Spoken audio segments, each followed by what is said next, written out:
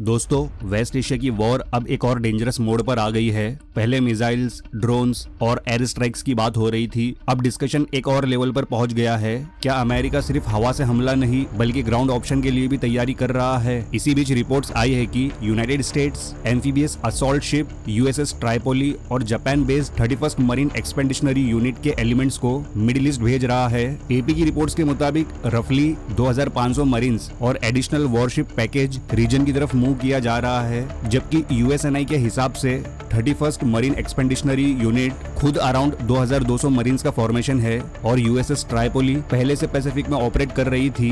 यूएसएनआई ने यह भी रिपोर्ट किया कि ट्राइपोली रीजन में already deployed Gerald R Ford और Abraham Lincoln carrier strike groups को ज्वाइन करेगा। अब सवाल सीधा है, जब पर्शियन गल्फ के पास ऑलरेडी 2 बड़े अमेरिकन कैरियर ग्रुप्स मौजूद है तो फिर यूएसएस ट्राइपोली को क्यों भेजा जा रहा है? इसका जवाब यूएसएस ट्राइपोली के नेचर में छुपा हुआ है। ये नॉर्मल एयरक्राफ्ट कैरियर नहीं है, ये एक एम्फीबियस असॉल्ट शिप है। मतलब सिर्फ समुद्र में रहकर फाइटर एयरक्राफ्ट लॉन्च करना इसका काम नहीं है। इस तरह के शिप्स का रियल वैल्यू तब सामने आता है जब कोस्ट के पास क्राइसिस हो, एम्बेसी इवैक्यूएशन करनी हो, सिविलियंस निकालने हो या फिर मरीन्स को शोर पर उतारना हो। एपी ने स्पेसिफिकली लिखा कि marine expeditionary units amphibious landings, embassy security और सिविलियन इवैक्यूएशन जैसे मिशंस के लिए ट्रेन होते हैं। यानी ये डिप्लॉयमेंट सिर्फ सिंबॉलिक नहीं लगता, ये फ्लेक्सिबल रिस्पांस पैकेज जैसा दिख रहा है।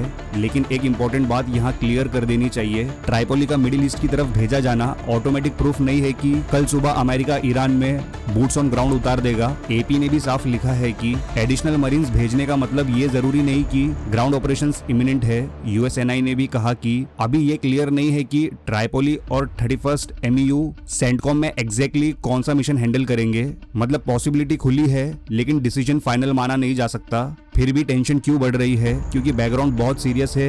एक्सियोस के मुताबिक ट्रम्प ने कहा कि यूएस और कई दूसरे देश स्ट्रेट ऑफ हॉर्मुज को खुला रखने के लिए वॉरशिप्स भेजेंगे। उसी रिपोर्ट में यह भी था कि pentagon land based Iranian antiship missile system को न्यूट्रलाइज करने के लिए ऑप्शंस देख रहा है before commercial escort missions begin. मतलब फोकस सिर्फ नेवल प्रेजेंस दिखाने का नहीं है, फोकस शिपिंग लेन को फिजिकली सिक्योर करने का है। और अगर किसी चोक पॉइंट को सिक्योर करना हो तो सिर्फ हवा से बॉम्बिंग काफी नहीं होती।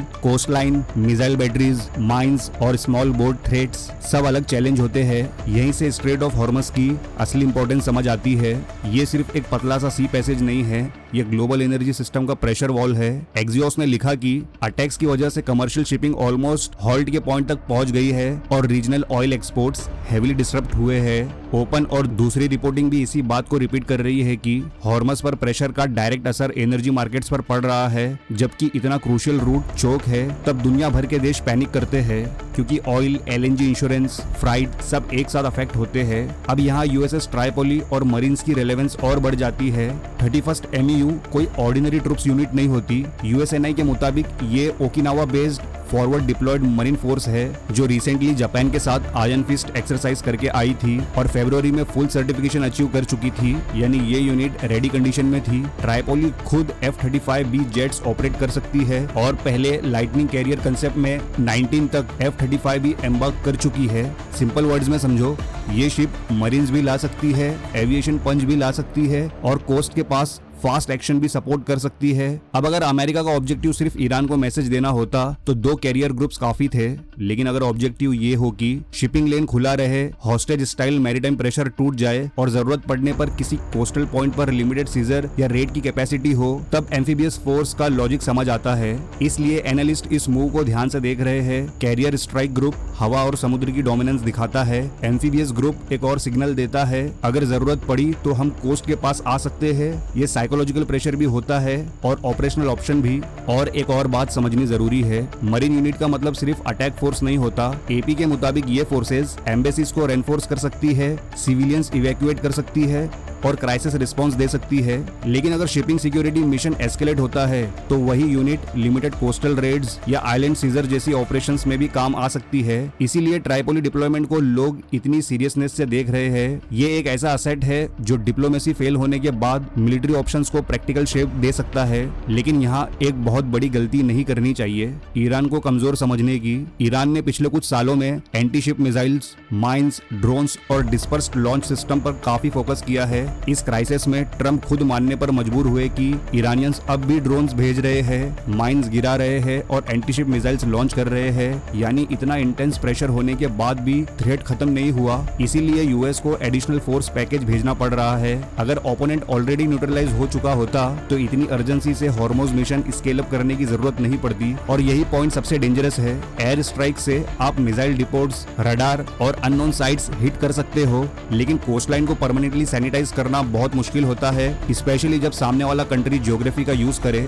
मोबाइल लॉन्चर्स यूज करे, फास्ट बोट्स चलाए, माइंस डिप्लॉय करे और ड्रोन स्वॉर्म से हरासमेंट करे। इसलिए हॉर्मस जैसी जगह पर कंप्लीट कंट्रोल थियरी में इजी लगता है, प्रैक्टिकल ग्राउंड रियलिटी में नहीं। मरीन्स यहाँ गेम चेंजर हो सकते हैं, लेकिन उनका यूज भी रिस्क फ्री नहीं है। शोर के करीब आते ही एम्फीबियस फोर्सेस खुद मिसाइल, ड्रोन और आर्टिलरी एनवेलप में आ सकती है। ये डिप्लॉयमेंट इसलिए भी इम्पोर्टेंट है क्योंकि ट्राइपोली जापान से आई है। यूएसएनआई ने रिपोर्ट किया कि ट्राइपोली पहले फिलीपाइन सी में USS San Diego, USS New Orleans के साथ ऑपरेट कर रही थी और स्पॉटर्स ने उसे ताइवान के साउथ से ल्यूजोन स्ट्रेट क्रॉस करते देखा। मतलब इंडो पैसिफिक से असेट्स को खींचकर मिडिल ईस्ट भेजा जा रहा है। ये कोई छोटा मैसेज नहीं है। इसका मतलब अमेरिका अपनी प्रायोरिटीज टेम्पोररीली शिफ्ट कर रहा है। जब एक सुपर पावर दूसरे थिएटर से फोर्सेस निकालकर किसी चोक पॉइंट क्राइसिस को हैंडल करने आता है, तब समझ लो सिचुएशन रूटीन नहीं रही। अब बहुत लोग पूछ रहे हैं क्या ये ईरान इन्वेजन का बिगिनिंग है? अभी के फैक्ट्स के बेसिस पर इतना कहना सही नहीं होगा। ये कहना ज्यादा सही होगा कि अमेरिका अपने ऑप्शंस वाइडन कर रहा है।